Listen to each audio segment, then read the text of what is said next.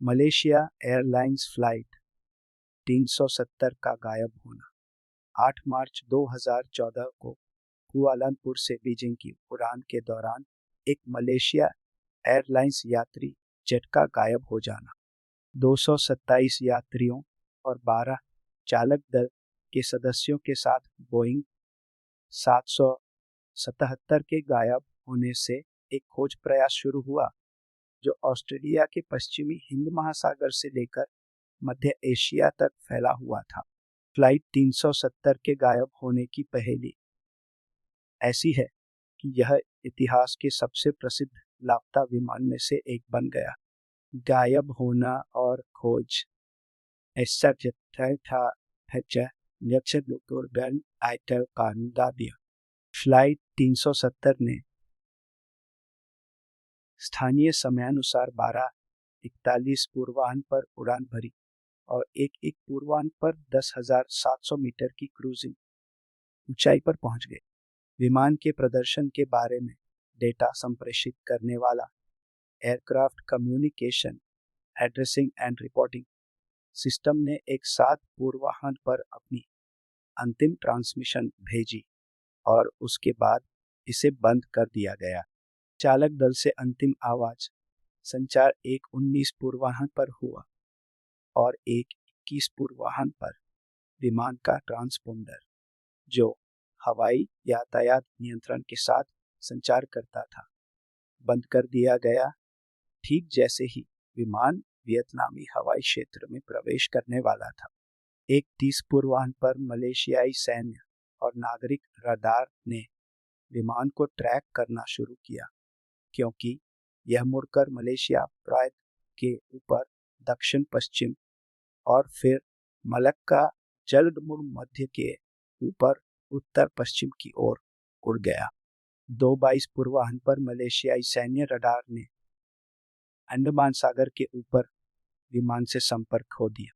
हिंद महासागर के ऊपर भूस्थिर कक्षा में एक इनमारसैट उपग्रह ने फ्लाइट 370 से प्रति घंटे सिग्नल प्राप्त किए और विमान को अंतिम बार 8:11 पूर्वाह्न पर देखा। विमान की प्रारंभिक खोजें दक्षिण चीन सागर पर केंद्रित थी। यह निर्धारित होने के बाद कि फ्लाइट 370 ने ट्रांसपोंडर बंद होने के तुरंत बाद पश्चिम की ओर मुड़ गया था, खोज प्रयासों को मलक्का जलमर्ग मध्य और अंडमान सागर में स्थानांतरित कर दिया गया। 15 मार्च को विमान के गायब होने के एक सप्ताह बाद इनमारसैट संपर्क खुलासा किया गया। सिग्नल का विश्लेषण विमान को सटीक रूप से लोकेट नहीं कर सका, लेकिन यह निर्धारित किया कि विमान 2 चापों में से कहीं भी हो सकता है, एक जावा से ऑस्ट्रेलिया के दक्षिण पश्चिम में हिंद महासागर तक और दूसरा वियतनाम से तुर्कमेनिस्तान तक एशिया के ऊपर। खोज क्षेत्र को फिर ऑस्ट्रेलिया के दक्षिण पश्चिम में हिंद महासागर के दक्षिणी चाप और दक्षिण पूर्व एशिया, पश्चिमी चीन, भारतीय उपमहाद्वीप और मध्य एशिया में उत्तरी चाप में विस्तारित किया गया। 24 मार्च को मलेशियाई प्रधानमंत्री नजीब रजाक ने घोषणा की कि अंतिम सिग्नलों के विश्लेषण के आधार पर इनमारसैट और यू टर्मिनाजिन न्यारवाट है Tekopter net register Natset pass Arga Holiday Altakar में डेफेकराई। एयर एक्सीडेंट्स इन्वेस्टिगेशन ब्रांच ने निष्कर्ष निकाला कि उड़ान हिंद महासागर के एक दूरस्थ हिस्से में दुर्घटनाग्रस्त हो गई थी, जो ऑस्ट्रेलिया के दक्षिण पश्चिम में 2,500 किमी के पास मील की दूरी पर था। इस प्रकार यह अत्यधिक संभावना नहीं थी कि विमान में सवार कोई भी जीवित बचा हो। दुर्घटना स्थल के दूरस्थ स्थान के कारण मलबे की खोज में कठिनाई हुई। 6 अप्रैल को एक ऑस्ट्रेलियाई जहाज ने लगभग 2000 किमी उत्तर पश्चिम पर्थ, पश्चिमी ऑस्ट्रेलिया के पास बोइंग 777 के उड़ान रिकॉर्डर या ब्लैक बॉक्स से संभावित ध्वनिक पिंग्स का पता लगाया। इनमारसैट डेटा के के आगे के विश्लेषण में 8:19 पूर्वाह्न पर विमान से एक आंशिक सिग्नल भी मिला जो ध्वनिक पिंग्स के स्थान के अनुरूप था, जिनमें से अंतिम 8 अप्रैल को सुना गया था। यदि सिग्नल फ्लाइट 370 से थे तो उड़ान रिकॉर्डर संभवतः अपनी बैटरी जीवन के अंत में था। एक रोबोटिक पनडुब्बी का उपयोग करके आगे की खोजें की गई। हालांकि पिंग्स एक व्यापक क्षेत्र में फैले हुए थे, पनडुब्बी को कोई मलबा नहीं मिला और परीक्षणों में पाया गया कि ध्वनिक उपकरण में एक दोषपूर्ण केबल पिंग्स उत्पन्न कर सकती थी।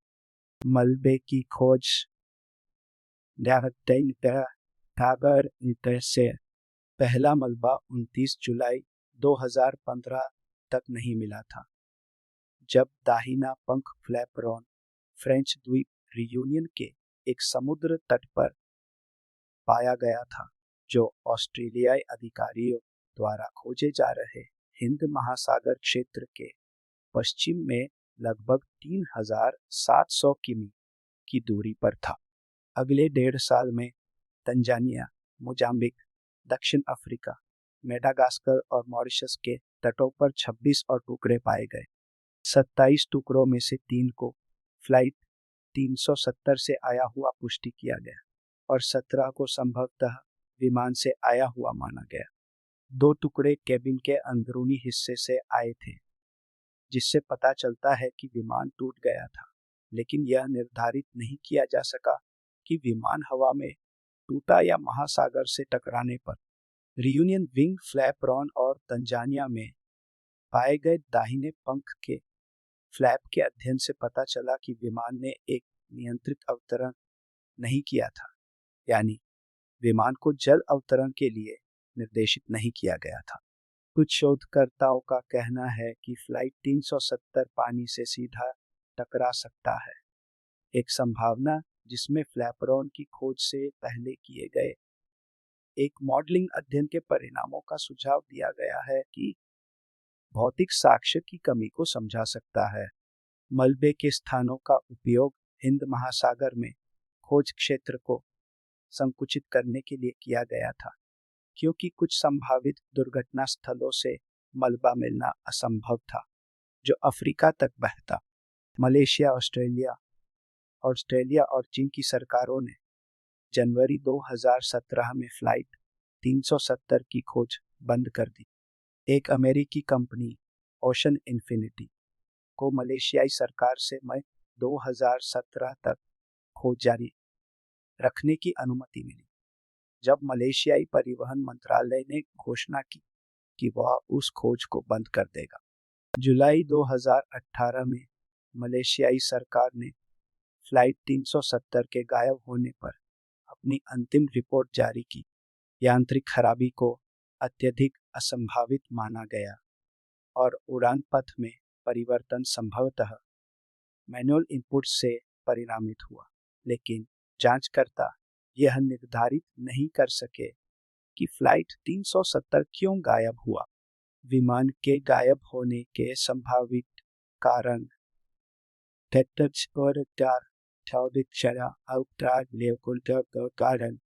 फ्लाइट 370 के गायब होने के हफ्तों के दौरान सिद्धांतों में यांत्रिक विफलता से लेकर पायलट आत्महत्या तक के विचार शामिल थे। ACRS और ट्रांसपोंडर सिग्नल के खो जाने ने किसी प्रकार के अपहरण के बारे में अटकलें लगाई, लेकिन किसी व्यक्ति या समूह ने जिम्मेदारी का दावा नहीं किया और ऐसा प्रतीत होता था कि अपहरणकर्ताओं ने विमान को दक्षिणी हिंद महासागर में उड़ाया होगा।